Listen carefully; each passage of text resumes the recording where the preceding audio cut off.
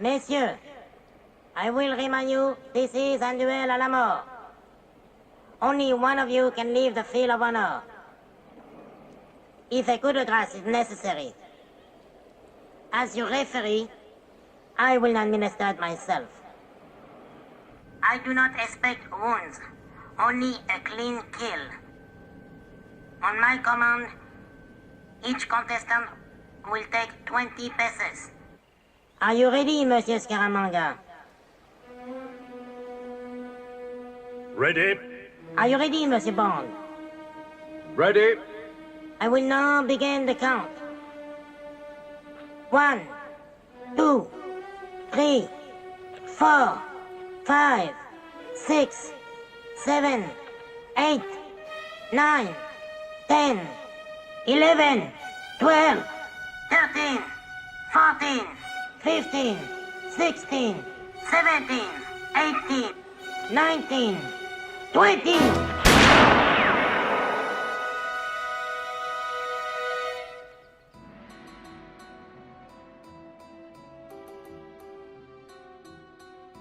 Welcome everybody to the Really 007 podcast with myself, Tom Pickup, and we have a very special episode tonight because we're focusing on a film that has, amazingly, its 50th anniversary this year, and we can't wait to celebrate it with you all. That's The Man with the Golden Gun, of course, and I have with me an author of a book about the filming of it on location, James Bond on location, The Man with the Golden Gun, and I don't know whether he has a golden gun, but his name is Chris Distin, and we're really thrilled to have you with us here tonight, Chris. Thanks very much. Thanks for having me. Look forward to chatting to you guys about a great film, I think. You won't hear any complaints about the film here. We're massive defenders of it, me particularly. Right. But I'm also joined, of course, here, as you can see, by Philip Deathlefts, who you may have come across on social media as Cinecompass. But he's not only a massive Bond fan, he's actually a German journalist in England reporting on films, including Bond films, and he's even met quite a few of the actors. So great to have you here with us, Philip. Well, thank you very much for having me. I look forward to chatting you about it. And I'm also very fond of the film, I have to say. That's all we want to hear. Golden Gun love. So today's episode is actually dedicated to a massive Bond fan with a German connection who sadly passed not too long ago. It's Wolfgang Thurauff, who was heavily involved with James Bond Club Deutschland. And I know the two guys with me tonight are part of that group too. And I just wondered if you had a few words and memories about Wolfgang. Chris and Philip, you both knew him, didn't you? I knew Wolfgang, for several years. And I just posted something today, actually, because I had an exhibition up here in North Germany during the pandemic. I'd invited him to the and he came up. It was like it was so it was always there. A Bond event was that if there was a Bond event, then Wolfgang was there. And I didn't realize. I said this on Facebook. I didn't realize how much of an impact Wolfgang had on the worldwide community. I knew he was massively involved here in Germany. We used to get a newsletter every week, right? Which was like, it would take you 8 minutes to scroll through it, right? Sent it me as well. It's brilliant. Yeah. It was, and it was like everything that he would like write to me now and again. If I'd posted something about David or whatever, he'd go, "Can I use this for the newsletter?" And I'd go, "Yeah, of course you can." So it was like every week he'd spend ages on this newsletter. And so, but I didn't know how much of an impact, like I say, worldwide he had. And I saw that in the last few days.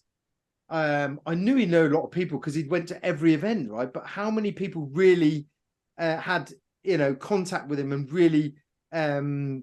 really liked Wolfgang, like we all did. He was just a character, wasn't he? He was just like, but he wasn't in your face character, was he? No, he wasn't. He wasn't like, "Hey, I'm Wolfgang," and he would be in the wings, he'd be in the side, he'd be watching, but everybody knew him, right? Because he knew his stuff. He'd been at it for so long. I didn't know as well. They told us at the Bond Club in the yearly meeting of the Bond Club Germany, they said he was the guy that started the first James Bond club in Germany, like back in '96, right? And like stapling A4 pieces of paper together and sending them out as a newsletter, which I thought, man, so I mean, I got goosebumps, right? Because I thought that's exactly what he's done like since. It's just gone digital. But I mean, I can imagine it was really hard back then, like newspaper cuttings and whatever, and tacking everything together. And I could just see Wolfgang doing that. So yeah. Anyway, that's from me. And yeah, he'll be missed dearly. You know what? I still have these newsletters because I've known Wolfgang for around 30 years. He was actually, apart from my best friend Christoph, he was actually the second person I met through Bond, and it was through a common friend called Oliver Bayan. And in those days, that was pre-social media, pre-internet, everything. So you would know somebody was a fan, heard through somebody, and then you had the number. So I knew Oliver, and he then gave me the number of Wolfgang. So in the early days, I would ring these guys up and we would just chat a bit of Bond. And Wolfgang then introduced me to many people over the years. So a lot of the people I know now, even internationally, I've known through Wolfgang. And as you said, Wolfgang was always there wherever you were. One time last year, I was at Pinewood and I hadn't read his newsletter before because I couldn't, as you said, it's so long, I couldn't always read it in time.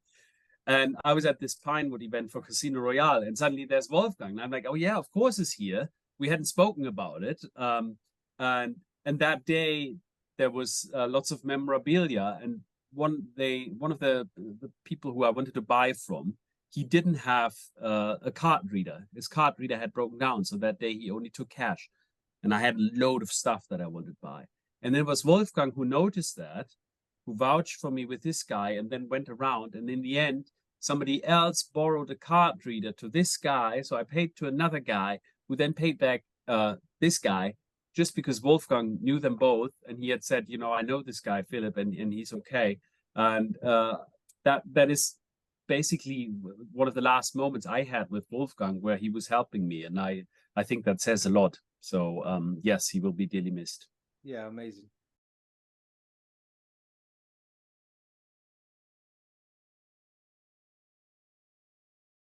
It gets quite a lot of heat online. It gets mocked a bit, and there are some silly scenes in it that maybe people don't think of age particularly well. But if you've brought up with that as a kid, it's your favourite film as a kid, and I don't see why that's a change as you grow up, really. No, before we get really deep into it, but it is, I mean, it was 74 by the time it came on the telly in England. It was, it was probably 80-ish, wasn't it? I don't know when, but it was, so it was the time when we were sort of growing up. And one of the first films, I mean, my first film on the TV was Moonraker, but this was one of the ones, the Roger Moore era were the ones we were watching on TV as teenage or, young boys. And they all blew me away. I mean, they've all got their silly scenes in them. Even the new ones have got their silly scenes. So I don't think there's a thing where you can say, but I thought it had a lot of substance and a great story. And I thought it was great. And like I say, we can get into some substance in a minute. Yeah. I did rate it lower for quite a while. That doesn't mean I didn't completely enjoy it, but just compared to, maybe The Spy Who Loved Me or something. But 2 years ago or so, I watched it on the big screen for the first time. And it completely blew me away. Everything about it, the atmosphere, the jokes. We had a really good audience at the Prince Charles Cinema here in London. And everybody was cracking up, especially with those scenes that maybe haven't aged so well. But you have to see them in the context, obviously. And we had one woman in the film, in the audience, who was shouting no, but even she was laughing because the scenes with Mary Goodnight in the film. So I think it's very enjoyable and very atmospheric. Yeah, I also watched it on the 60th anniversary of all the Bond films when they had them back in the cinemas in the UK. We were very lucky. This one I watched on my own, as in just myself from the podcast. There were other people there, and it was just such a cozy experience. It is a cinematic film. There's a lot of pretty incredible cinematography, particularly on Phuket and all that sort of part of the film. And it's filming live on location, as we will go into it, in Bangkok and Thailand.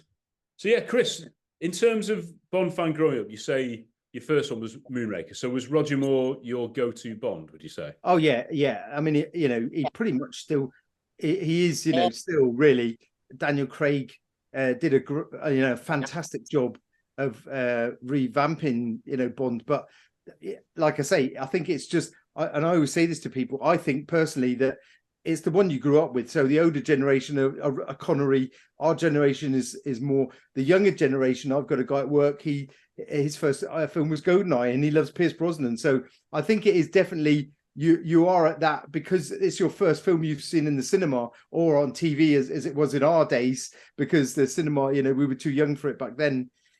So I think that's the general rule. But saying that, I think Roger Moore was suave, sophisticated, and I thought the tongue-in-cheek jokes of the 70s were, there was the time, there was so many films on TV back then that had these tongue-in-cheek jokes going on, and it was nothing different then.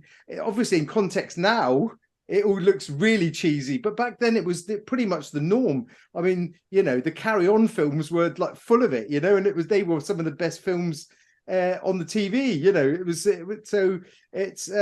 I think every Bond's got its thing, and I think we should stop taking some of the Bond films too seriously, right? Because it's a bit of fun, it's cinematic fun, it's entertainment, and I think that's how I know we get really nerdy into these films, and I think we should sort of take a breath and go, hey, we back then we all loved it, and it's only because we dissect them so much that we go, oh, that was cheesy or that was thing. But I think if we just take it as their face value, I think they've all got something. They've all got their cheese, but they're all good, yeah.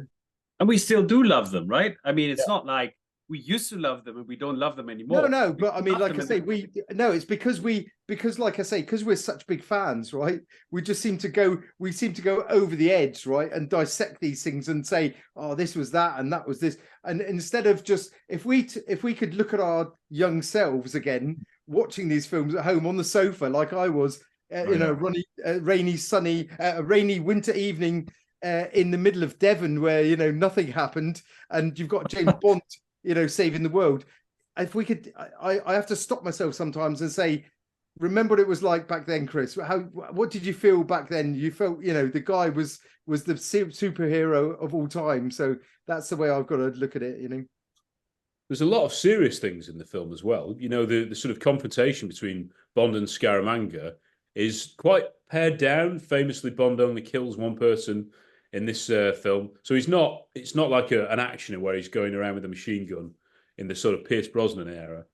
Yeah. And No Time to Die, actually. He did a lot of that as well, didn't he? But I think it's quite low-key in places and quite brutal. There's some pretty tragic deaths, particularly Miss Anders. And, well, got to mention it now, Chris. You interviewed Maud for this, which I did. That's amazing. Yeah. Please tell us about that. Well, okay. So what happened is I met Maud in Berlin a few years ago for an event for the James Bond Club Germany. Yeah. And I have some of my Bond collection is displayed in the Spy Museum where we were doing the event. And I showed Maud round with a group of guys. And some of the photos in the book are of Maud. And one of them is a fantastic picture, which we'll get to later on, is a picture of Maud and Roger. Well, I can actually show you it. It's Maud and Roger just before they were filming the scene in the Rajdamman stadium where they did the kickboxing scenes. And it's just before they went in, and it was done by a photographer, but Hervé was on the side and took the photo of them. And I think if we can see that. Oh, look at that. That's fantastic, isn't it? It is one of the big photos in the book. And I gave her copies, like really good prints of the photo. And she was blown away. She said she'd never seen these photos before in her life. And we got chatting and we chatted away. And she said, if you ever need anything, don't hesitate to let me know. So a few years later, lo and behold, I asked whether I could call in the favors she said I could call in. And we spent over an hour on Zoom, and I interviewed her, asking her hopefully some of the things that she's never been asked before, because it's obviously the general things they always get asked, but I did try to ask things that weren't just the normal what was it like working with Roger and all that. She said that anyway. But so I did the interview with her. Now I thought it would just be a shame to write this stuff down that she told me in the Zoom. I just didn't want to put it up on YouTube. So and there's another thing in the book. I don't know if we can go straight onto it, but it's yeah, absolutely. One of the things with the book is it's the first James Bond book in the world that uses augmented reality, which means you can use an app to go on one of the pictures and it will use the pictures as basically as a background, and it will play a film, and it will be either a video of Maud or one of the other stars that I interviewed, which we can get to later, or some videos that I've managed to get hold of. So there's about 25 videos in the book.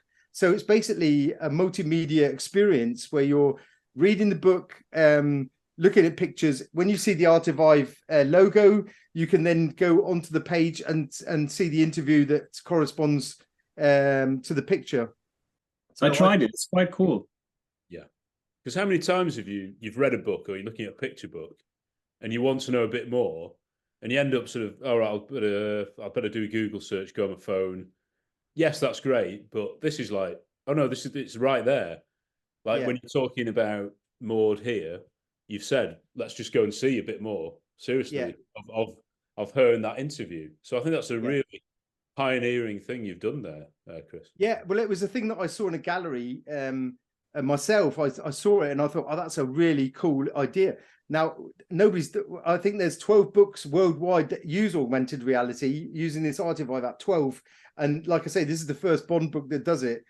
So I'm pretty proud of that, to be like the first person that's done it. And, who knows, maybe people will carry on the thing after. But I just, like I say, I thought it, because I've got a bookshelf here with loads of books in, and you get them and you go through them, and some of them you read, some of them you don't read all of it. But I think this is because it's like an immersive experience. I think you'll get immersed into it. I think you'll get more of an immersive experience out of reading the book. Chris, how did this whole project even start? How did you get hold of that scrapbook? Because as we said, the man with the golden gun doesn't always get enough credit. So it's great that somebody actually says, I'm going to make a book about that film. So how did this whole thing start? Well, I bought the photos off Kathy Self, who was Hervé's last partner before he took his life. And so Kathy had a load of stuff that were left over from Hervé in the garage and whatever. And the albums she knew, because she'd flipped through them and saw that it was from the Golden Gun. Then so I purchased them, and she said, you know what, I'll just throw in like the stuff that I can find and put it in there. So there was the 3 scrapbooks, which were like photos, and as you can see in the book, he had for instance, the tickets for the box fight are in the book. There's loads of little bits and bobs that he had in there. Then she had there was a contact sheet, and in an A4 stuck onto an A4 page, and inside that were negatives. And I took the negatives out, and I looked at them in the light, and I couldn't really see much. So because they were negatives, obviously it's quite hard to see. So I took them to a photographer who said to me straight away, "Oh, these are obviously really good quality black and white photos." So I said, "All right, so can you please be careful and please don't lose these?" And he exposed them, and I went and picked them up. And going through them, they were all the photos that he took while he was in Pinewood Studios. That was like Christmas. That was like a Christmas bonus, on top of what I already had. Yeah. Wow. So that's basically how it went. And then there were some clothes that she put in. I'll show you them later on. There's some really sweet things and some Polaroids. And then obviously I kept in contact with Kathy over several years. and I kept asking her questions that I thought would be interesting, because I knew what I had, right? I knew that this was a legacy. And because she said that, obviously she was glad that I got the photos. I told her that I would be doing a book about them one day. She said she really liked that because she loved Hervé and she wanted his legacy to be seen after. So all the interviews she gave me, she said I can use anything that I want. And I pretty much put most of the interview that she told me, apart from the personal stuff, in the book, where she told me what Hervé really was for a person, right? I mean, she lived with him for 5 years before he died. And she was even at home when he took his life. And she told me that firsthand. There's a lot of rumors on the internet about how that all happened. And I think this is also a great thing with the book, is to be able to show people or tell people the real stories. And this book in particular, and I like books like this that have that debunk things, that I've gone into detail and found lots of information. There'll be bits and bobs in there that people know because I've picked them up from all over the place, but there's a lot of stuff in here that people will not know, and a lot of people will go, wow, I didn't know that. And I think that's really important as well, because the original idea was just to do the photos, right? Just have a photo book. And then I thought, well, that's just a bit bare, right? So I just put a quick thing in where it was, what scene it was.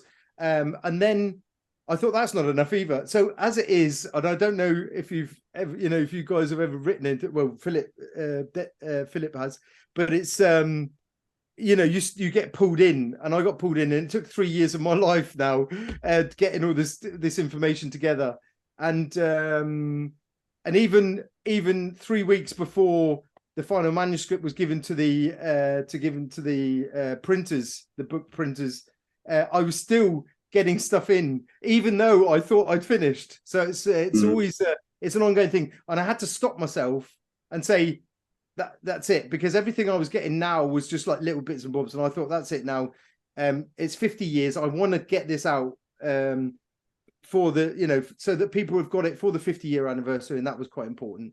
Have you seen the film My Dinner with Hervé, which was the film? Was an HBO film, wasn't it, with Jamie Dornan, Sasha Gervasi, who'd spent fairly the last few weeks, months with Hervé doing an article, hadn't he? And he got to know him quite well. Now I don't know whether his wife or partner, I don't know what her thoughts were about that. She was telling them all the information. Oh, good. Okay.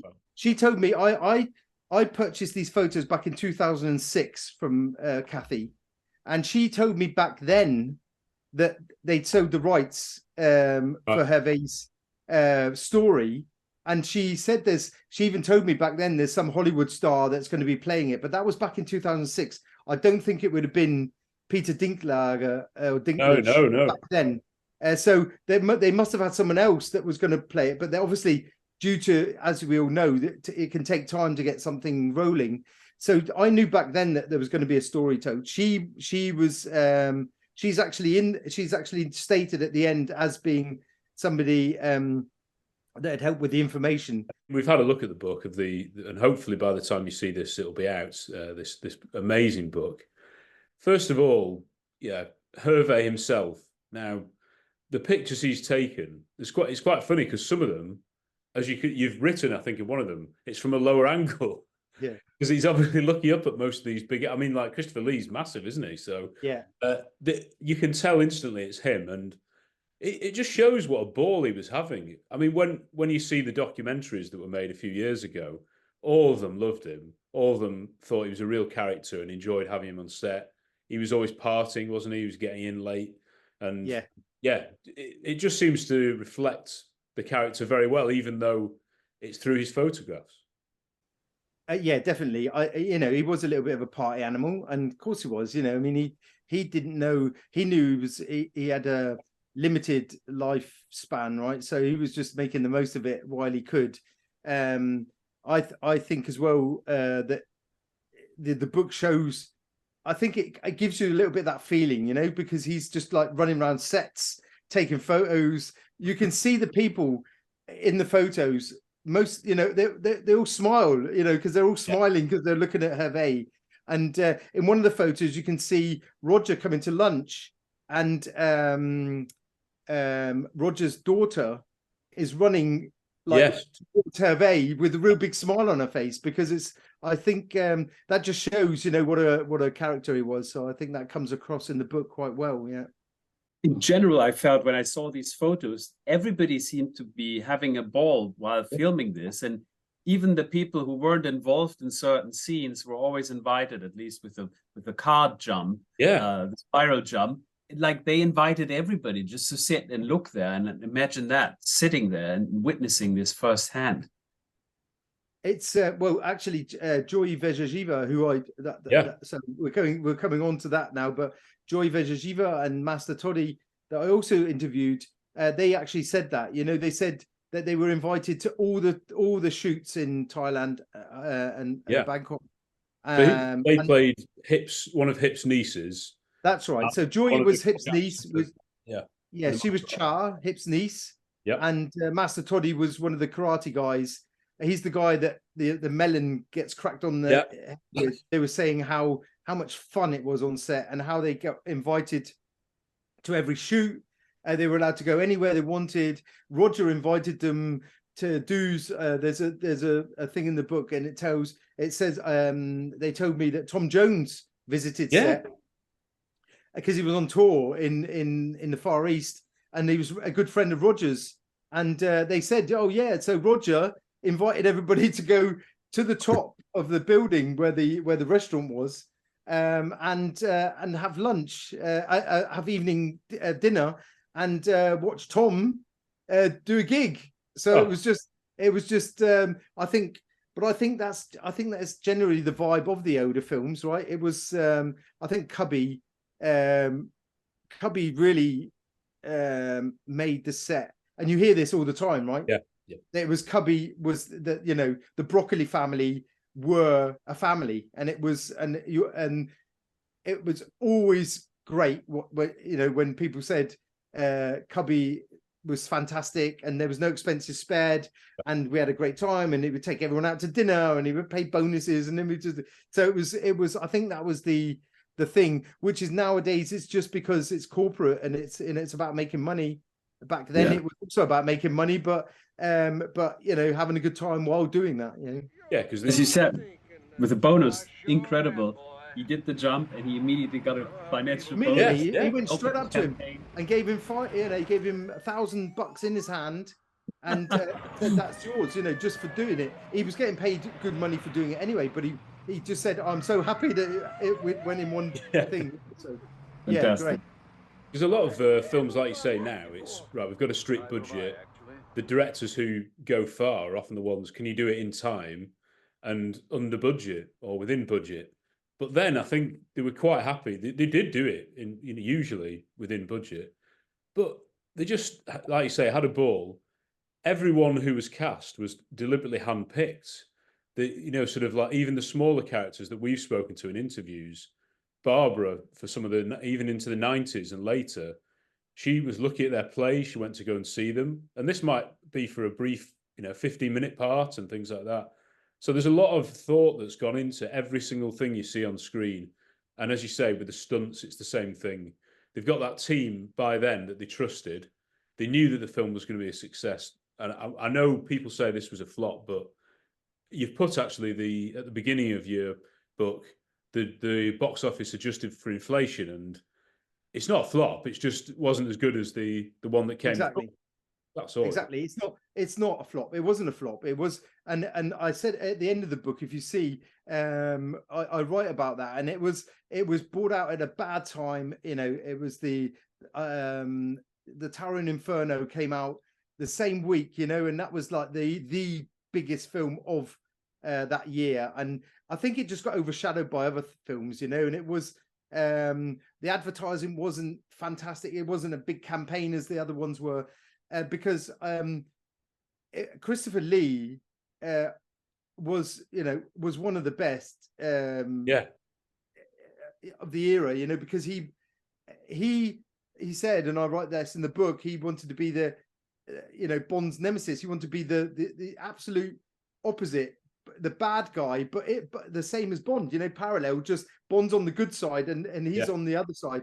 But they and that was what Chris Lee said, was they changed it from the guy in the book who was like a thug, you know, to being a suave, sophisticated guy, just, you know, working on the other side and being the baddie. So I thought that was a really good call.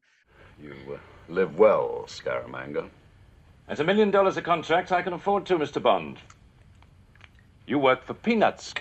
A hearty well done from Her Majesty the Queen and a pittance of a pension. Apart from that, we are the same. To us, Mr. Bond, we are the best. So there was a lot of, you know, like I say, it wasn't a flop, and it's often quoted as being a flop, but it isn't, you know. And that's what I mean about debunking things, because I think that's important, that people know it wasn't as bad, and things like the music, and, you know, and John Barry said it wasn't his you know, high score, but I loved it. I loved the score. I thought it was so oriental, you know, all the oriental strings in there and everything. I was transported to the Far East through that film.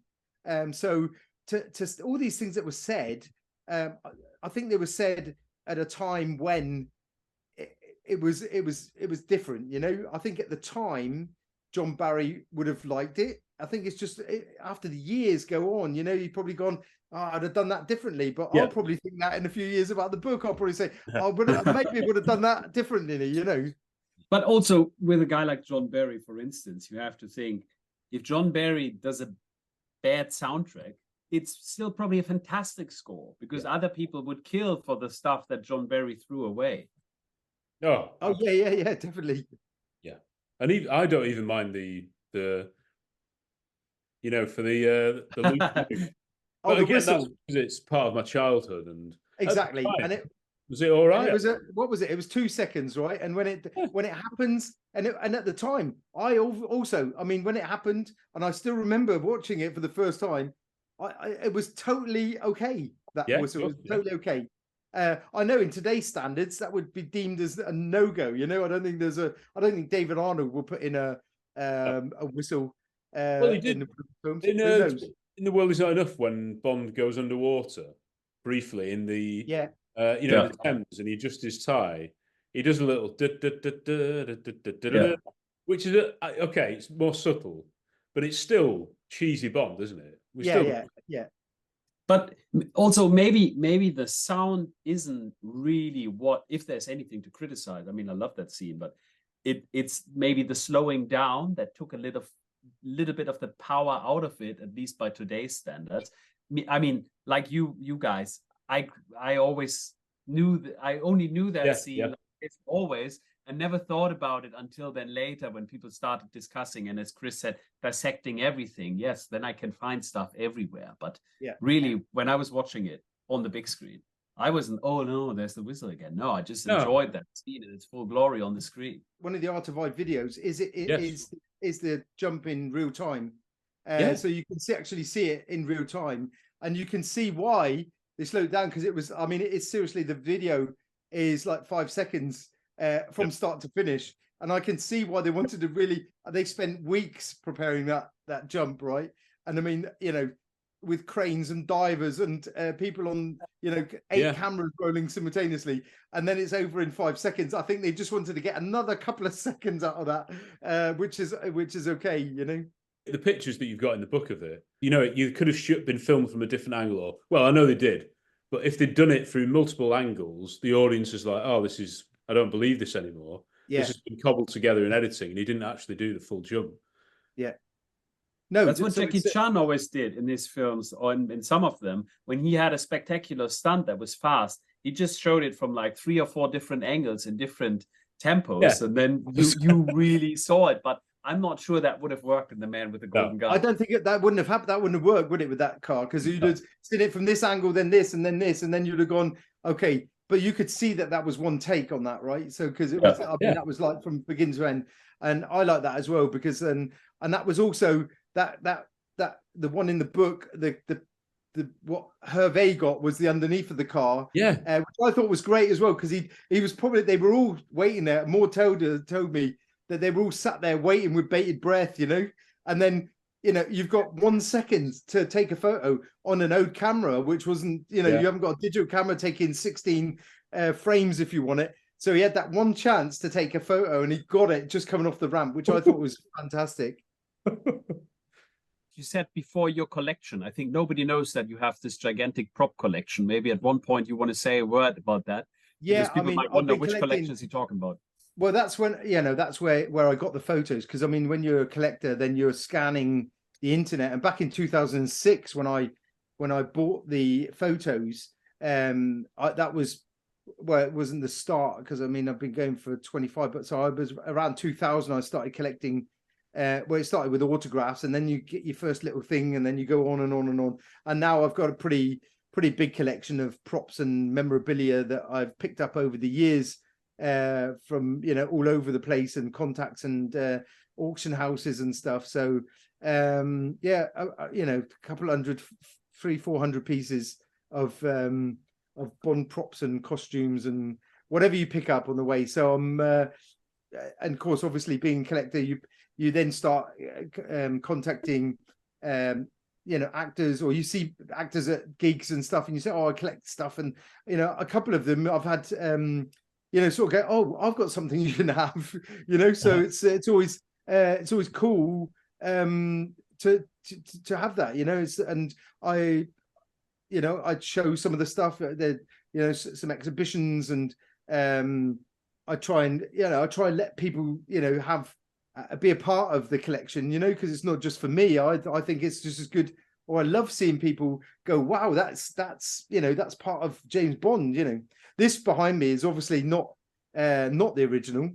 Well, it's probably the best copy of this photo of this painting that's out there. Look at this. If you're listening to the audio version, guys, this is the famous painting of Bernard Lee as appears in well, is it the one in The World Is Not Enough, this one? Because the World Is Not Enough, to Die, aren't they, as well? Oh, there you go. So yeah, this is the So Word Is Not Enough. And look at that. So there's a bit of glare on there, but it's so I had I took a photo. It was in Burlington Arcade, so I took a photo when it was on the wall. There you can see it a little bit better. Yeah. Anyway, so I took a photo of it while it's up on the wall, and it was there was glare on it, and there was glare all over the top of the photo, and it was up from the side. So I got a graphic specialist to put it straight for me. He rebuilt the chair, which was glared, and he did all that like in minute work because I wanted one in life size on the wall. The other one here is that's Robert Brown. That was also the same, and that was also in Burlington, which was the same thing. I had a lot of glare on there, which I got a guy to the guy took it apart basically and reconstructed it. But so there, and I mean, they're just great pieces on the wall. So yeah, I mean, there's pieces all over the place. Over there's my photos and David Arnold's notes up there from Casino Royale and stuff. So have you always been a collector then, Chris? Yeah, I pretty much always collected. Yeah, I mean, I'd started on Bond. I mean, obviously not as a teenager. I mean, you had just your normal stuff. The Lotus, everybody had the Lotus, right? And then lost the missiles within like 68 seconds, and after and then you just had the fins coming out, and that was great enough for me. But like serious like Bond collecting since like about 2000, really, I suppose. Fantastic. So you mentioned David Arnold. Yeah. There's one thing that you got, which is very, very special, fairly recently, of David Arnold. Is it there? Do you have it? It's out in an exhibition at the minute. Well, Actually, I thought it might be actually. Yeah. yeah. But it's give me 1 second. Oh. This is exciting. Very So, exciting. anyway, well, so basically, this is when if you buy, there's still a couple left, to be honest. So if by the time this goes out, they probably will. I mean, they're £7,000, right? It's a guitar for £7,000. But all right, so here's the backstory before I show you something. Yeah. So the backstory is, David and I had been in contact for a few years, and I worked for a guitar company making guitars. I was in production back then, and now I'm more artist relations. But I was in contact with David about an interview, and I said, "Oh, by the way, if you need a guitar anytime, just let me know." And then we kept in contact, and he bought some guitars, So he used them in the Royal Albert Hall and all over the place for his music. And then the 60-year anniversary was coming up for the Bond music. I said, I've got to do something for that, right? Music and Bond. And so I contacted David and asked if he'd be interested in doing something for the gig. He obviously would love to do something. We'd have to clear it with Eon, which we did then. And Eon said, as long as we only make one for the event, then that's okay. So we did that. And you probably all saw it. I don't know. Most of the people probably. This is what it looks like in the. It's the gun barrel on the guitar, this is a fine art print that you get with the guitar, which is signed by David and the CEO of Duesenberg Guitars normally, but this one's just David. I don't know. He put something up. Can you read that, or is it back to front? You can see hi to Chris. This is go on. What does it say? This is thank you for. Well, it says, "Oh, this is all you're doing. Thanks for making it all happen." So, I mean, he loved it, and so he got one, and Eon got one, and then it was like end of it. But then Eon got back in contact with us and said, "We love this guitar so much. Should we not do a limited edition?" And we said, I said, of course, straight away. But I just had to persuade my boss to do that. So the idea was, the first idea behind the guitar was to do one guitar per film. So one would be Dr. No, one would be Golden Eye, one would be Goldfinger. So on the back would be the logo of the film, and on the front the gun barrel. And but 25 wasn't enough, so they said, let's do 125. Ooh. That would be 5 per film. And I said, yeah, but we're just going to have 5 die in other days that we're not going to get rid of. Oh, no, don't say that. And so we said, look, let's do generic ones, and we'll do 75. So 75 it's not because 75 years or anything. We just thought 75 because it was then, the 5 times 25, so that was what it was. Are these out then? Can we see these? Yeah. Oh yeah, they've been on the 007 store for okay, about 8 months. Probably a bit too pricey for me, but like I say, they're £7,007 for a guitar, and it is. I mean, it's it's a collector's guitar. It's each one's signed by David. They're handmade guitars made here in Germany. They're the printing on them was so intricate. We had to get them. They're civ. I don't know what they would call them in English, but they're like the print on them is just like they have to like do it, and if there's one mistake, they have to get it all off again and do it again. It's quite intricate printing on it, so that's why they are quite pricey. But they're also a great collector's item, I think. Like I say, there's a few left still on the store that can be bought, and then when they're gone, they're gone. That's it forever. So anyway, and then of course with the Bond connection and me working in the guitar company, it was just like, and it was quite funny actually, because my boss said to me pretty much like a couple of years after I'd started at the company, he said, one day we're gonna have to do a James Bond guitar. And then of course they came and did it, and it was an official one, which was even better, so getting to work with Eon and David doing this thing was fantastic. The one that David played on the night was signed by all the people that were on stage and sold at Christie's. So here's another trivia for you, because at the Christie's auction, there were 60 lots for 60 years Bond, right? So Eon had gave Christie's 60 lots, and it was all catalogued up, right? And before the catalogue was printed, Eon came to us with we want to auction one off. So I was in contact with Christie's back and forth, and the guitar is actually lot number 61.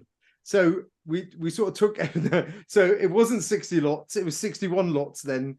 So what I thought that was quite cool, because they just sort of pushed that on the end of the lots, and it was great. It went for a good cause, and so I'm proud. I'm pretty proud of that, because it really is a high quality thing. The cases are amazing. There's all the cases printed.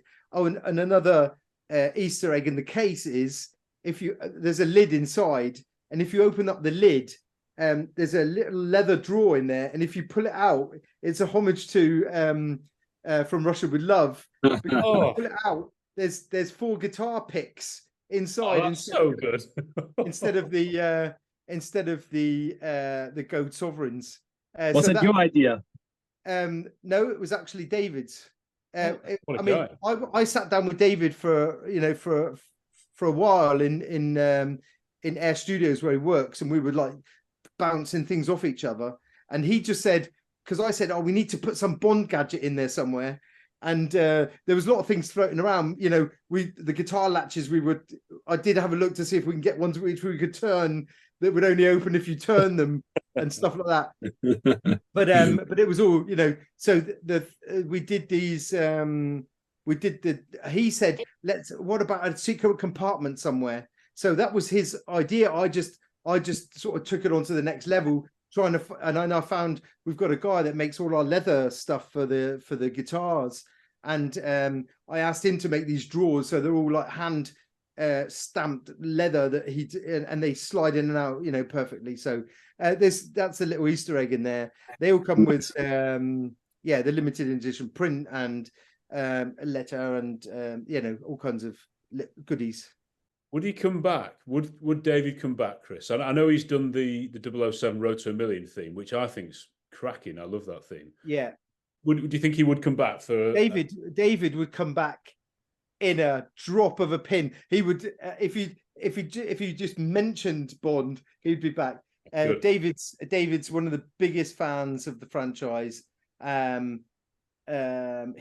loves it. He would, and that's why they asked him to do the Road to a Million. I knew about that beforehand, but NDAs and all that, I just had to keep stum. But he loves it. He loves it. He wrote a new Bond theme for the Road to a Million because they asked him to. Yeah, he loves doing it. He loves it. He loves it. And he wrote some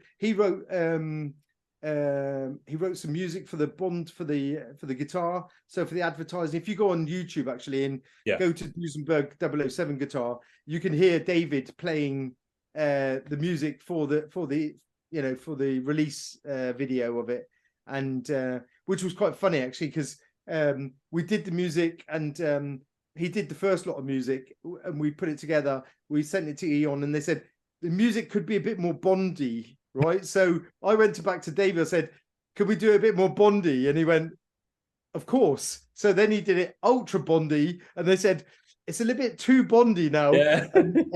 But I said, "Look, let's just leave it. It's not, it's not the music. Nobody owns it. David's written it, and it's okay." So we left it on there. Absolutely fantastic. Do you have any props or anything, any collector's items from the Man with the Golden Gun, Chris? Yeah, I do. And I've got a couple of pieces. They're out in the minute, but they are in the book. One of them was is a number plate that you were used in Thailand from Jay Milligan's estate, actually, because Jay died. The guy that would, that did all the spiral jump. Yeah. He was the guy that sort of invented the astro spiral jump. Then it was McHenry that did all the computer. We can go into that in a second. Yeah. So Jay Milligan was the guy that took it round and did all the shows. And so when he passed, his estate got sold off. There was I got the number plate actually off. I think it was Doug Redenius. Doug Redenius had some stuff, and one of them was the number plate, which I haven't matched because I haven't gone through with a needle yet. But they're the exact ones that are on all the cars that the production used, and Jay's Man with the Golden Gun patch that he had on his shirt. But it's Golden Gun, anything owed is hard to get. I mean, it's all in the Eon archive, obviously. If it's not in the Eon archive, then somebody take it home, because back then nobody really cared about much. It was apart from the ultra important things, the Solex agitator maybe or whatever, but everything else basically got binned, right? Or people said, oh, can I take that home, or can I take that home? And nobody really interested. It was like, yeah, the film's finished, take it home. So there's not anything from the older films is really, really hard, as you can see by some of the auction prices, if it does come out. So Golden Gun, no, I mean, I've got stuff from Thunderball, Live and Let Die, and whatever, but not a Golden Gun is very, very scarce to get anything from that. You have the Moonraker paraglider, right? Or no, something. It's the Live and Let Die. Oh, of course. The hang glider. I love that. Yeah. Yeah, the hang glider. Incredible. Really? Yeah, the original. Yeah, so just a chance thing. It was being sold on eBay, believe it or not. So, and my wife, thank God, she knows how crazy I am, and I said, "Babes, can we buy a hang glider, please?" And she looked at me strangely first and said, "What?" And I said, "Yeah, it's from Live and Let Die." And yeah, I was in contact with the guy who was selling it and told him about the collection and everything. And it was, it's the original. I don't know where he got it from. It was probably obviously something somebody catched it. It's the one, because the writing on it is like was sprayed on, with a template, and you can match it exactly how thick it is in one part. And so that's the biggest thing I own, obviously, because she wouldn't let me have the tank from GoldenEye. But anyway, but I'm working on that. Next Christmas. Yeah. No. So yeah, what was they're about the spiral jump? So that was one of the things that I was still working on. Well, I got info about 3 weeks before I finished. Was I was trying to. Well, I'd done all the homework about the spiral jump and how it all worked with the computer simulation. And there's quite a big long write up about that, which I found parts of, and then I added to it. Because I know in one of the I think it's in the Man with the Golden Gun, on one of the extras on the DVD, they do a bit of they talk about that spiral jump, and there's a video in there of like the computer graphic showing that, like the jump before as it was done in computer graphics. I googled and I found McHenry are still going, right? So the guys that did the computer generation for the spiral jump, they're still doing computer generation work. So they still do. What they do is they simulate car crashes to see who was going too fast or too big or whatever. They can simulate that now. And back then, I mean, what they did back then was also a simulation of using a certain amount of speed and a certain amount of turn, and then they could see exactly where it would land. So I contacted McHenry just on the off chance, saying, "Is there anything left in the archives?" And Ray McHenry, the guy that did it back then, his son answered and said they've still got everything there. They've still got everything, and I can use anything I want. And I sent him the text that I'd written, and Ray, who's still alive, corrected it and went, "Oh yeah, that's true, but that wasn't quite true because that was that." Yeah. Now that's another thing that we found out was they said that they patented that jump before the film so that nobody else could do it, but that's not true. It was patented.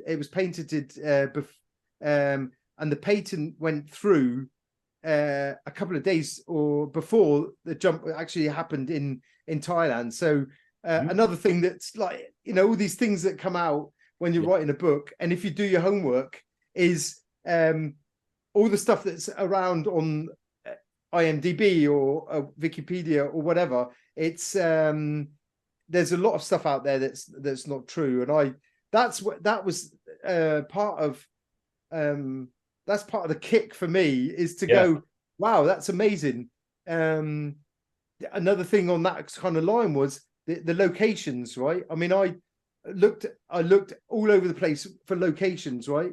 And then I found out they pretty much all of them are pretty much wrong, because there's a guy over here in Germany who might be known worldwide, I don't know, called Thomas Gleitzmann, and he goes around the world like searching for locations, and I mean like every location, right? And he goes, he'll like Google Maps is like his friend before he does anything.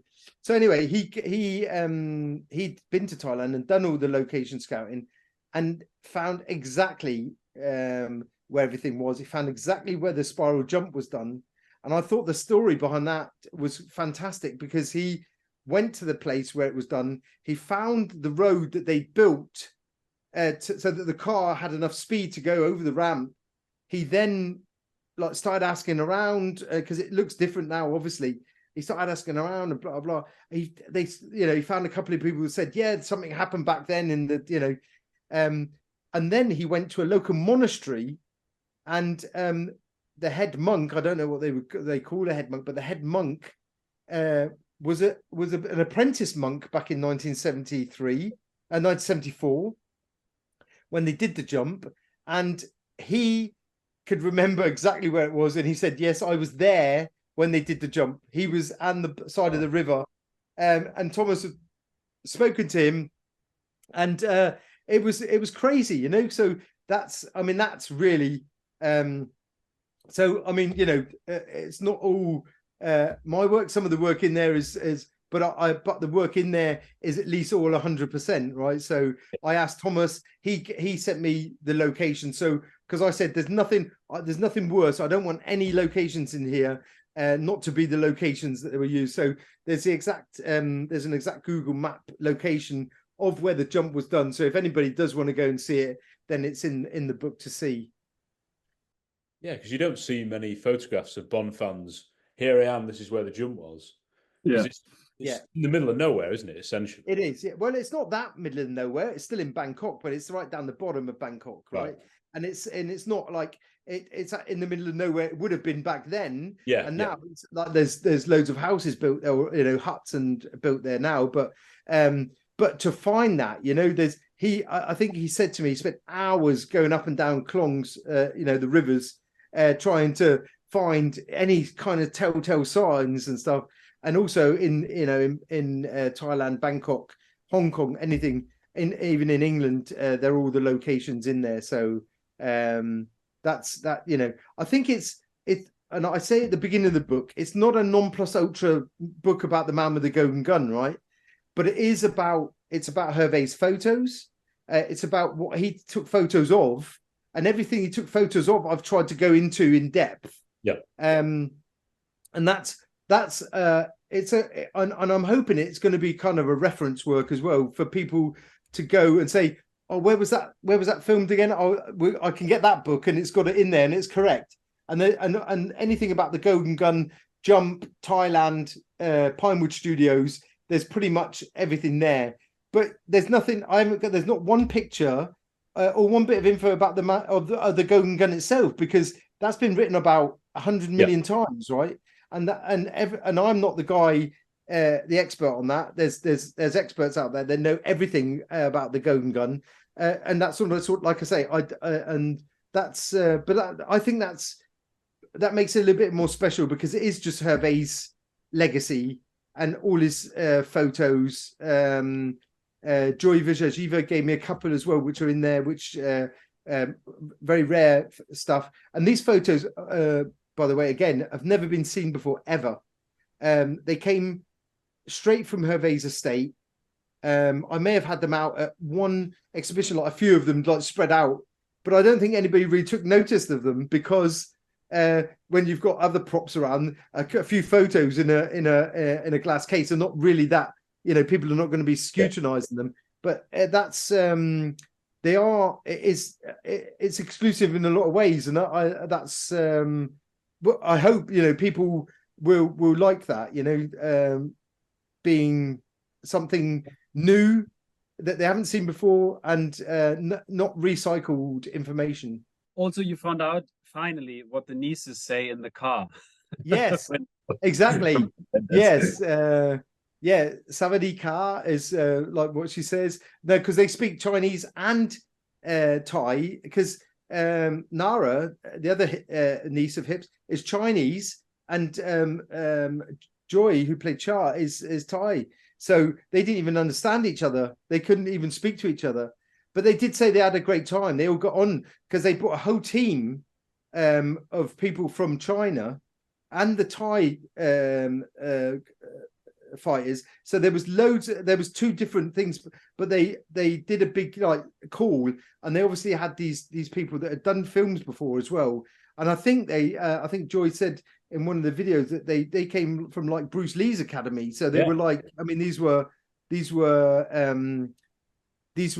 really good fighters, and they spent months on that scene. It was just they spent months doing it, and that just shows how much they went into detail and how much money they spent on doing something, and it showed in the film. I think it showed. The money back then showed in a different way than it did today, right? Because the money today shows in massive stunts and lots of CGI and lots of other things, but the money back then was spent on 3 weeks building a jump, or 3 months getting these guys to training up to do this karate scene, which was meant to be a complete other different scene, which is also in the book. I probably told everybody everything that's in the book by the end of this interview. But definitely get it though. There's still a lot in there. Yeah, and it's all the photos as well, isn't it? Well, the photos are very. I mean, they're the main part, right? Yeah. But the info on the info is always, like I say, there's a lot in there. All the scripts, I found all the script information. There's a lot of stuff about what was in the pre-scripts, what were the gadgets were going to be, and loads of stuff that I was even surprised about because I'd never heard before either. So. I spent, I don't know, a couple of weeks going through about 20 different scripts of The Man with the Golden Gun, trying to find things where I thought, wow, that's really, because there's loads of stuff that got changed. But there was stuff that wasn't, some of it was a bit cheesy, some of it was not that important. There's a massive scene when Bond gets chased down the Klong, where one of the nieces, Nara, the other niece, is on the boat with him, and it goes on forever and ever. The karate school goes. There's a big long scene normally where it goes on for like pages and pages of in the karate school. That was also meant to be in a film studio. Before that, it was meant to be karate films being filmed, and then they all turn on Bond, which was quite a cool idea, and loads of stuff. Oh, and that which takes me on to the sumo wrestlers. I love that scene because it's so weird. Me too. It's weird, isn't it? Never be done today, would it? It's just too good. Yeah. So anyway, that was also an information that I found out quite late in the writing, was that they'd scouted Singapore for the film. And in Singapore, there's this really weird garden, and there's loads of dioramas and loads of models of like Chinese folklore and Far East folklore. That garden has got all the characters when they're going through High Fat's garden for the sumo wrestlers. That is based on this garden in Singapore. I don't think this has ever been known before. That in this garden there's a thing called Hell, and you go in and it's like all like fire and people getting like tridents stuck into them, and one of them is exactly the costume that Nick Nack is wearing and made up in when he is in the garden and knocks Bond over the head with his trident. And it's also a trident in the thing. There's photos of them, that the sumo wrestlers are also in this garden. And those two I picked out specifically and put in from this Singapore weird. They actually call it an amusement park, but you don't want to be taking your kids there because they'll be having nightmares for the rest of their life. Yeah. Get him! Come on!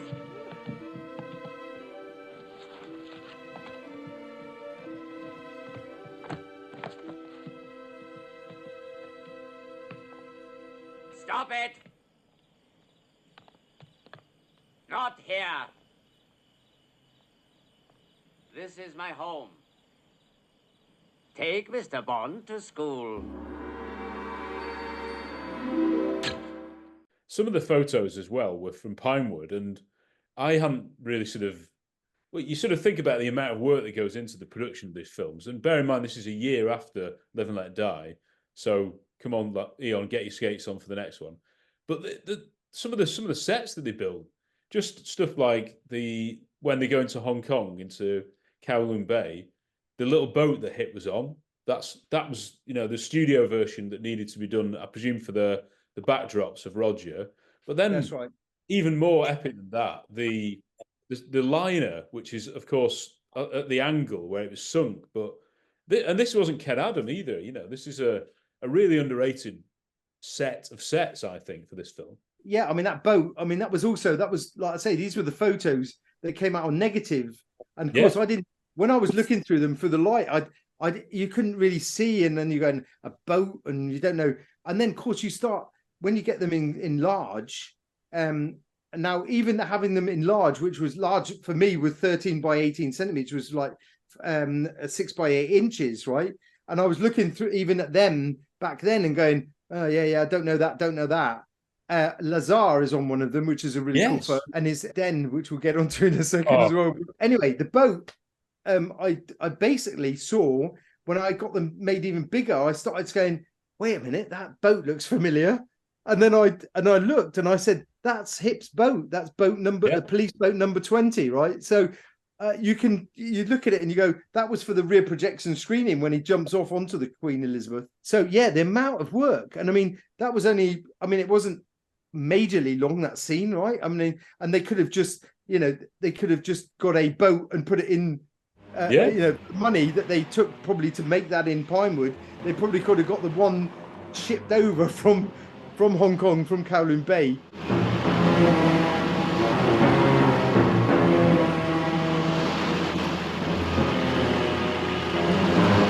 Kowloon's over there! We're going to the new territories!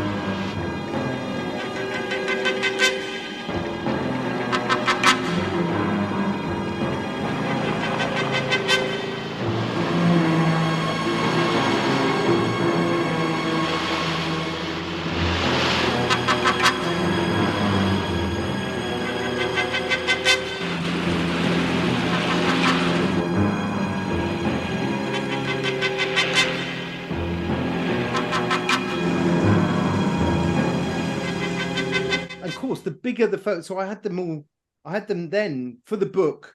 I went to a professional scanning company and they scanned the negatives in the highest resolution they could do.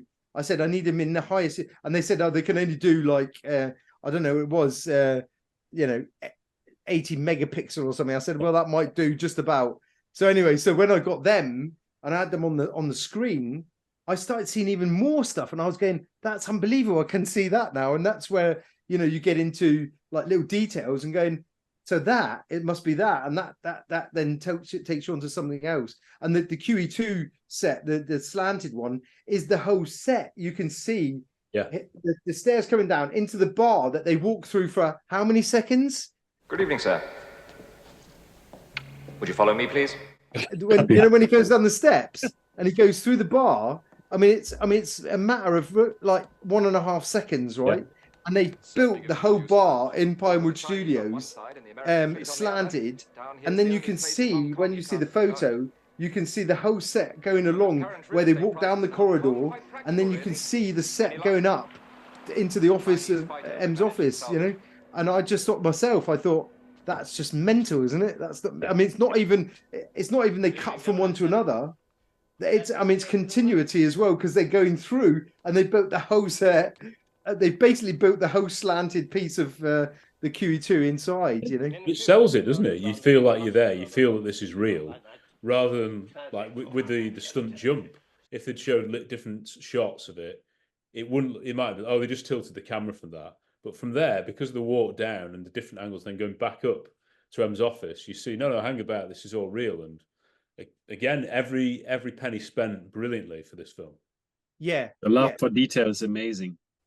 Yeah, I mean, the island, everything. I mean, there was just so many on the island as well. I mean, I don't know. I didn't get any information on the set work on the island because there was hardly any photos from there. So I didn't know. You know, they must have built all that on the rock faces. You know, the doors and everything. I mean, that must have been a massive thing as well. And I like I say, back in the 70s, even into the 80s, they were spending the money and it was transferred onto the screen, which then came out in the box office because people were going, "That's amazing!" You know, there was no CGI, there was no stunt, there was no video effects back then, was there? I mean, they would never do this. They wouldn't do that spiral jump today. Yeah, they would just CGI that. Yeah, but so I take my hat off to everybody that was working on the film, and that's what I say as well in the book. It's homage to the people working on set, and I love the backstage photos of Pinewood as well, where you can see the woodworkers in there, you know, and sawing and hammering things together, which just shows you that it was, you know, there was just so much handwork done on that film, or on the films in general in Pinewood, I suppose, because they would probably go seamlessly from a Bond film then into whatever film was being filmed in Pinewood after that. I mean, the guys weren't, especially in the woodworking shop, they wouldn't just be working on Bond, right? They would be working on all the Pinewood films. So yeah, that's I love it. I love the things there. The magic. You can hear loads of our other episodes on iTunes, Spotify, and our YouTube channel, where we have interviews, special episodes, and reviews of all the Bond films. So simply search Really 007 Pod, and you should find loads of weird and wonderful content. Remember, you're only president for life. Chris, you mentioned John Glenn before. How on earth did he come into The Man with the Golden Gun? Because he wasn't involved with this film, was he? Oh well, he was, wasn't he? He wasn't director, but he did work on the film. Right. I don't know exactly what role he played, but anyway, so he was at an event, and I was at this event where he was a guest, and I took the Pinewood studio photos with me, and when I had chance, you know, and he had a little bit of downtime, I said, "John, I've got these photos from Man with the Golden Gun. Would you like to have a look at them?" And he was there with his wife, and they started flicking through, and then they were going, "Oh, look, that's the Duchess, and that's Bob Penn, and that's what." And I went, "Oh, wait there." So I got my pen out, and I wrote on the back of the copies of the photos, I was writing who they said that it was. So I had all these. So they were going through and going, "Oh yeah, so and so." So the script supervisor back then, Ellen Schreck. Yes. Yeah. They used to call her the Duchess. Right. That's okay. Right. So that's where, you know. So that's where these information, and I thought that was great because I mean that was like first-hand Bond information from the guy. So I knew then who was. Or most of the people on the photo, I said, "Oh, do you know who he is?" "No, I don't know who he is." And so there's a few people I don't know who they're on the film. Who knows? They might still be around, right? Ellen Schreck's still alive. So maybe some of these other people are still alive. And if you know how destiny works, right? Somebody might go, "Oh, there's a book about." It's you, Granddad. You're in the book, right? So who knows? I'd love, you know, if anybody's out there and they're watching this or listening to this, then if you do get the book, then show it to anybody that you know. And I'd love to know anything that isn't in the book or anybody that's in there that I didn't find out who it was. So there was a lot of thing there. And then Paul Englund is also, he was makeup artist on Golden Gun. That was one of his first jobs. Of course, he went on to massive things in Hollywood afterwards. I did speak briefly with him, but he said that's a long time ago. He doesn't remember much. Even Roger's daughter didn't remember, being. I suppose it's hard, isn't it, when Roger Moore's your dad, remembering one day on set.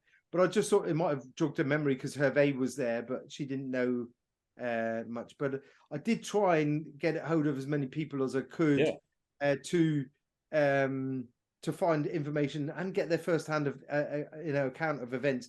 It's a shame, really, that it took maybe I've had these photos now for 16, 17 years, but there's a time for everything, and it wasn't the time. It was now is the time, and now with the 50-year anniversary coming, it was even more important for me, to bring this out, because it was always in my heart to bring this book out.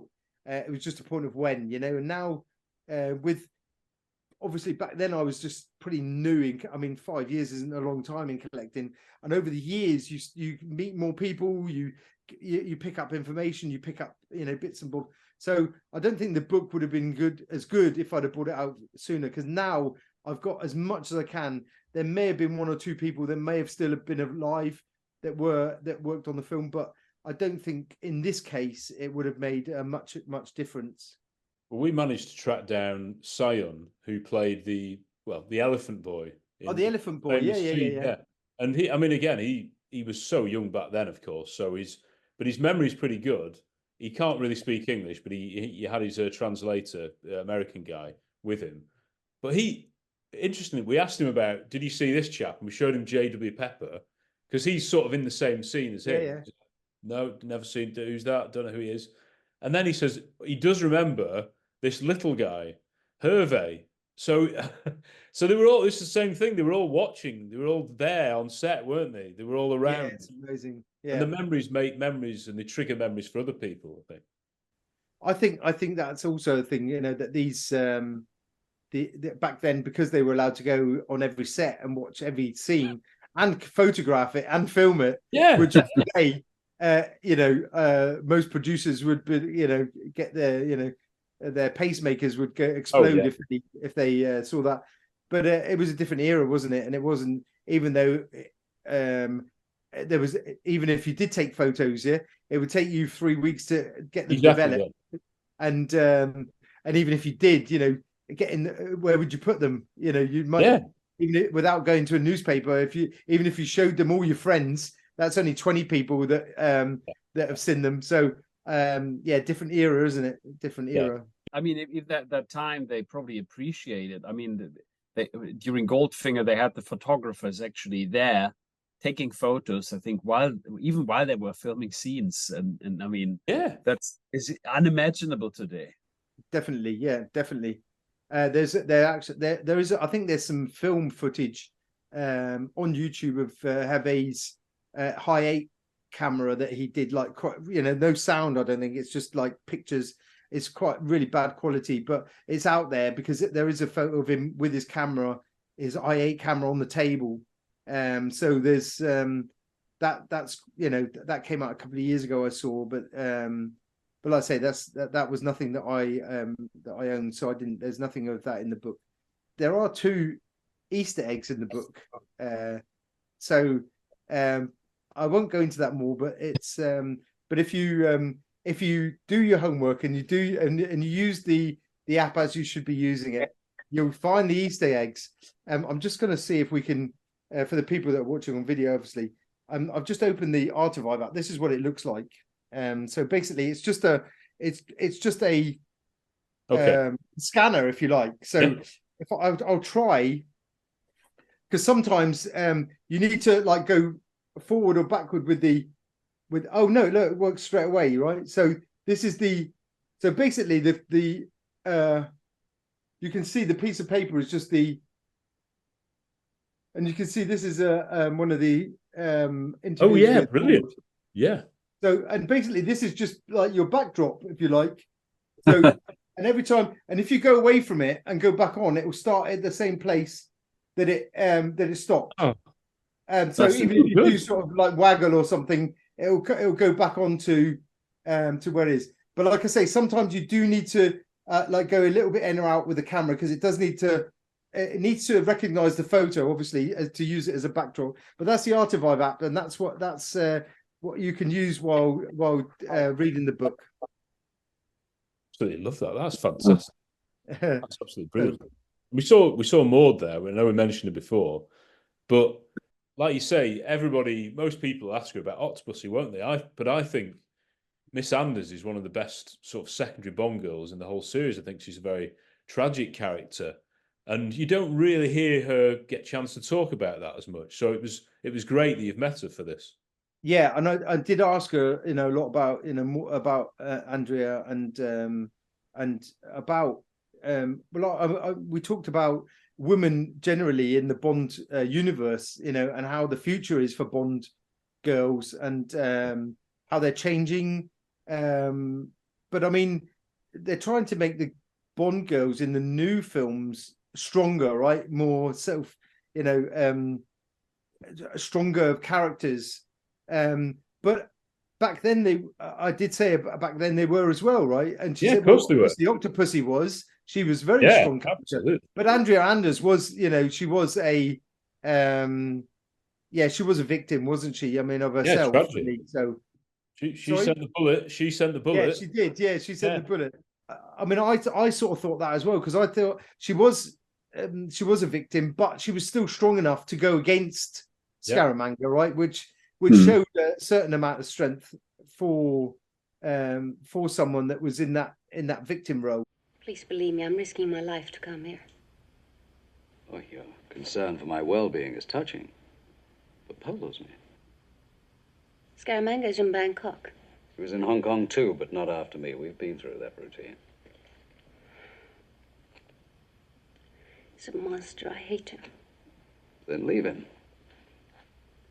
You don't walk out on Scaramanga. There's no place he wouldn't find me. You need a good lawyer. I need 007. Who do you think sent that bullet to London with your number on it? I did. And it wasn't easy getting his fingerprint on the note. Yeah, we talked about that. We talked about all the interviews are like, so it's not the whole video you'll see. You also just see clips, and then I've named them. What did you think about this? How about the Bond girls? How do you see the future?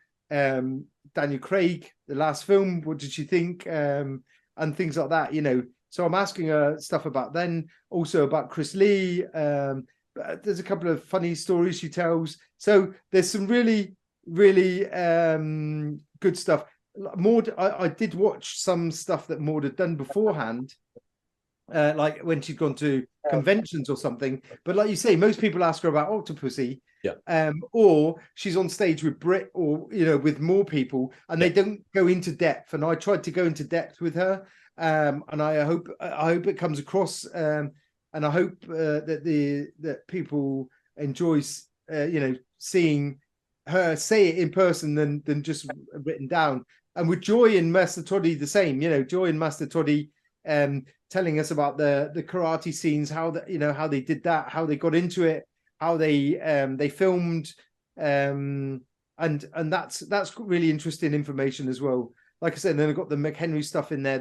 And like I said, there's a couple of other bits in there that you'll find, and like I say, the Easter eggs, which good fun, good looking finding them. Yeah.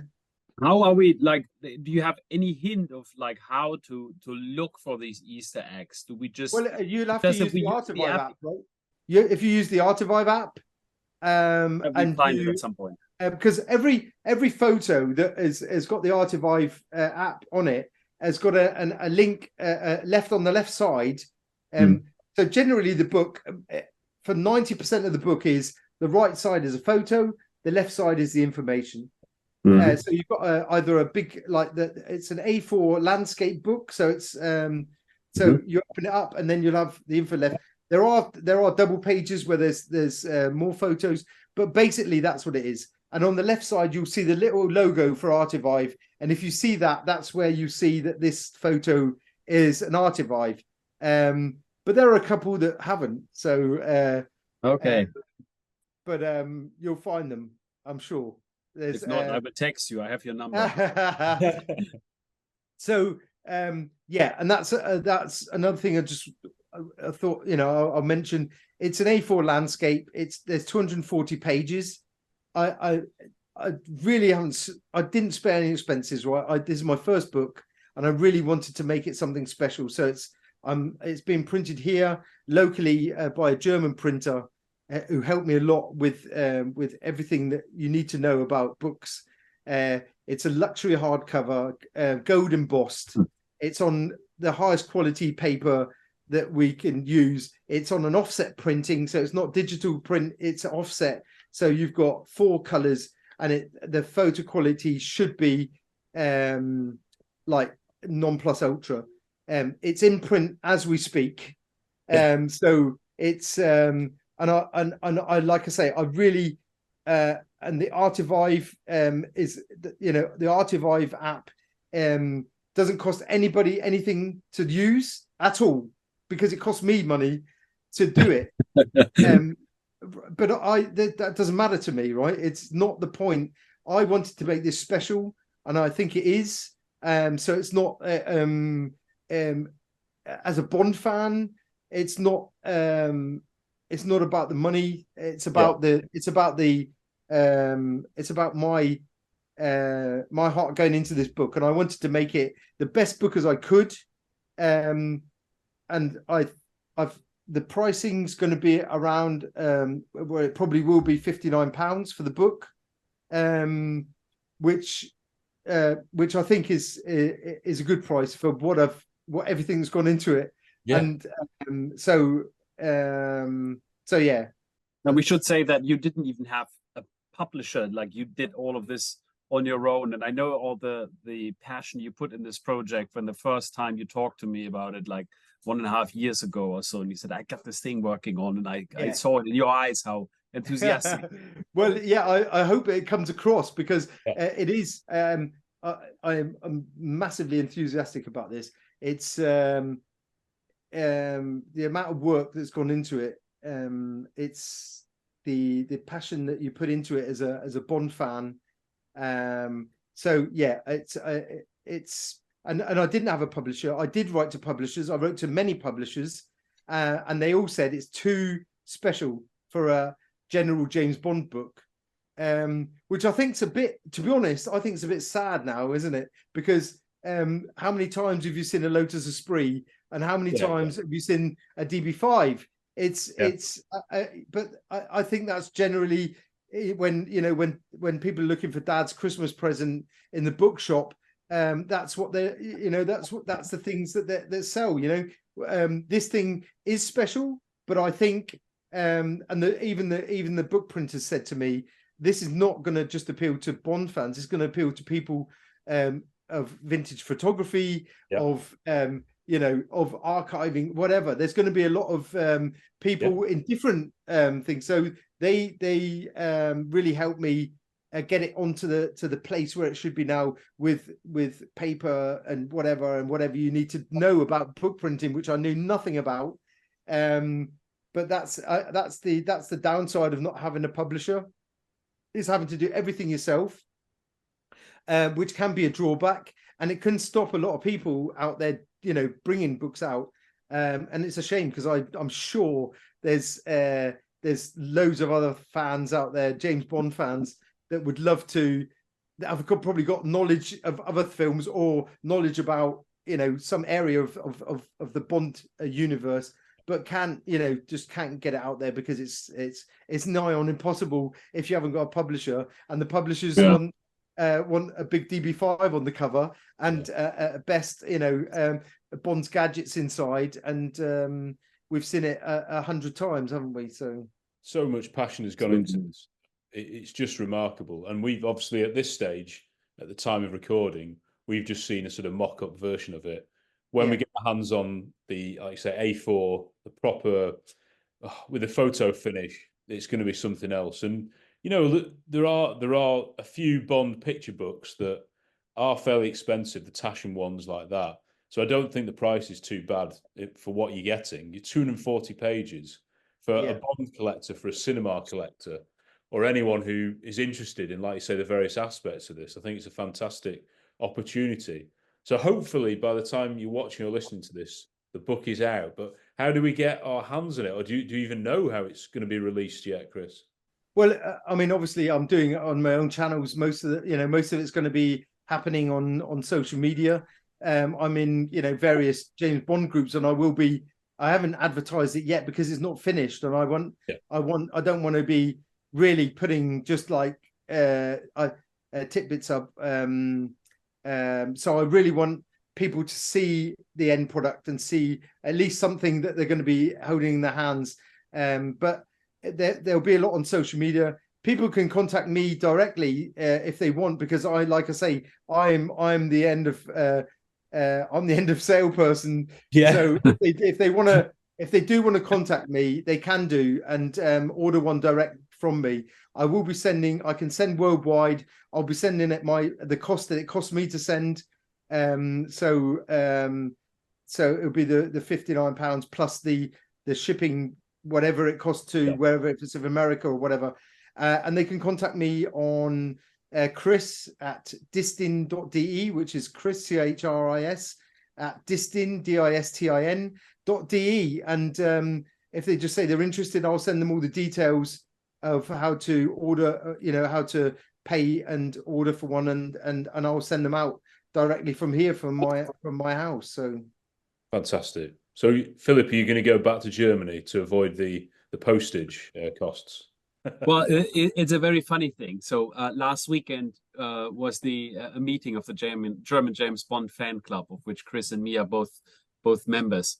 And he was there and already announced his book and had I think a little pre-sale. I didn't know this before, and I wasn't there. And then a friend of mine, he was there, and he said, "Oh, I got the new book. I did a pre-order for the new book by Chris." And I said, "I got you one too." And I said, "That's so funny, because I spoke to Chris before, and he said there was one guy who ordered 2 books, and that's exactly the book, the guy who then ordered a book for me. So I got my copy secured, and I will probably pick it up in Germany as I go to Germany quite regularly." But yeah, I'm really looking forward to this. Well, I'm honored. Thanks, guys, for letting me talk about this. Number 2, thank you for the nice words about it, because you never know, right? When it's your book, you never know what you're doing. The first feedback I had were from people that I just knew, that I said I'm doing this. The best feedback I had was from the book printers that said they don't get to print a book like this every day. So for them, it's a lovely project, a really good project. And to hear from you guys, and you guys are seriously the first 2 people that have ever seen the manuscript in full. Everybody else has only just seen like a cover or whatever. So you guys are the first people to see it, and to hear from you guys that it's I think you've transported what it is to people, because I can big it up all day, right? But if it's it's easy to sell. Easy to sell, okay. Particularly for Bond fans like us. As Bond fans, I think that's it, isn't it? I know, like I say, books are there's lots of books come out, and I buy pretty much every book that comes out as well, because it's just like any bit of information that you've never seen before or heard. It's great, right? And I think this book is pretty full of it, and I think it's a great little archive for any hardcore fans. And even if you don't like The Man with the Golden Gun, I think you'll still any of the listeners out there, I think you'll still find this book quite intriguing through the Archive app and through the experience that you'll get going through it. With the thing, I can mention as well that the Archive works, but there are QR codes on the left side that will give you direct access to the video if you don't want to hover over a page for 2 minutes and you want to see the video, or you've done the Archive and you just want to watch the video again. You can do that. That will just link you straight to the videos.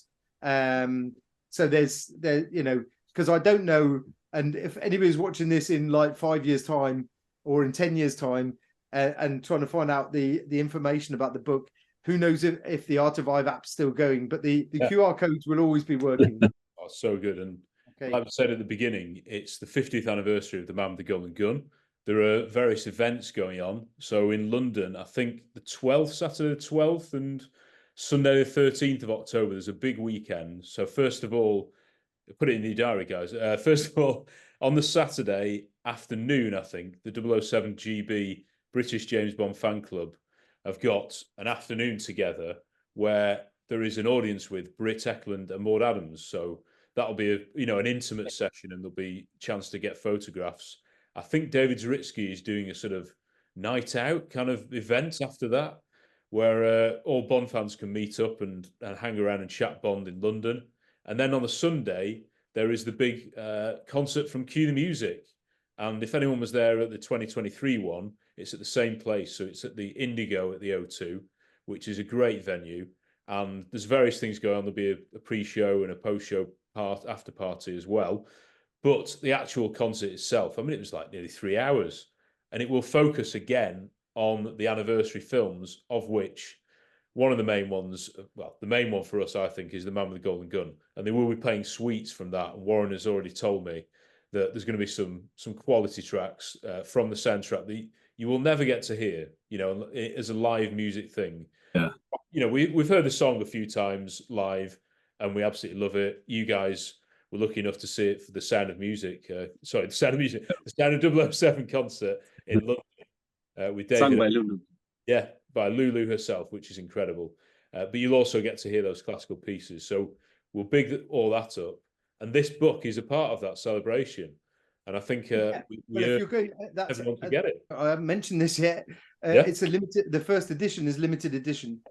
The first edition is a limited edition, and you'll get included 2 fine art prints. One of them, which is the photo of that's going to be a fine art print inside. So that will be in there. Each book's going to be numbered and signed on a book plate. So it'll be numbered, signed edition, limited first edition. And with the 2 prints, if you could get that, if you get a print like that signed by Maud at the event, then that would be great. But anyway, so that's also another addition to the not to the book, but so just being I know, because I'm a collector myself, right? So the first thing I said was, how can we make the first edition collectible? So we did the fine art prints and the signed edition, so and numbered as well. So this is all too exciting for me. I can't wait. Well, it's like I say, I'm excited as well, because I haven't seen the first print yet, and when it comes out, I'll be I know it's going to be good, right? But I just don't, until you get it in your hands, right? And I'm I'm itching in my fingers to get it in my hands myself. But it's it's just a matter of days now before it's finished printing, and then I'll start marketing, at least online. So, but I don't. So by the time this comes out, like you said, it will be out, and hopefully then people can order it from me. Yeah, and we'll obviously promote it, and if anyone needs to get in touch for your details, we can give them out as well, because we want to spread this far and wide and make sure the book is a success. I mean, it's just getting it published is the biggest success, isn't it? But yeah, it is. To have it at the hands of Bond fans to look at year on year on, it'll be amazing. So thank you both, guys. Really appreciate you joining us for this chat. Cannot wait for this. By the time you'll be watching or listening to this, we will have the book. All 3 of us. Even Chris will have it. Maybe. Yeah, maybe. All right.